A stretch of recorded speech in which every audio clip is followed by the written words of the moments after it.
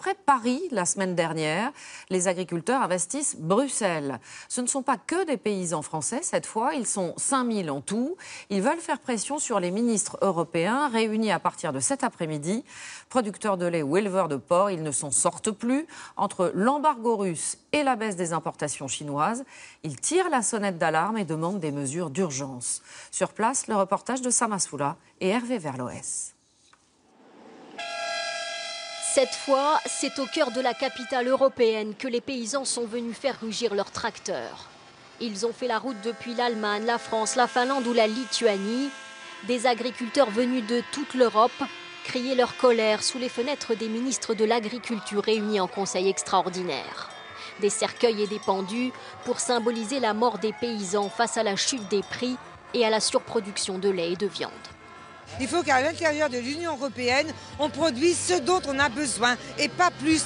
Parce que quand on produit trop, ça baisse les prix. Donc aujourd'hui, il faut une régulation européenne. Les décisions se prennent ici, en Europe. Les prix sont vraiment trop bas. Ce n'est pas possible. Ils n'ont jamais été aussi bas depuis 20 ans. La fin des quotas, l'embargo russe, la baisse des importations chinoises. Tous les agriculteurs européens sont solidaires pour réclamer des solutions, mais tous ne sont pas d'accord sur les mesures à prendre.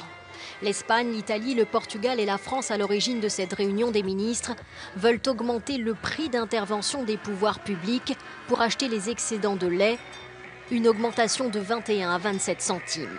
Les pays du Nord, eux, sont contre. Il y a des pays qui sont minoritaires, mais qui forcent pour avoir des prix d'alimentation à bas prix. Nous, on milite pour une régulation, c'est-à-dire qu'aujourd'hui, on travaille en dessous des coûts de production.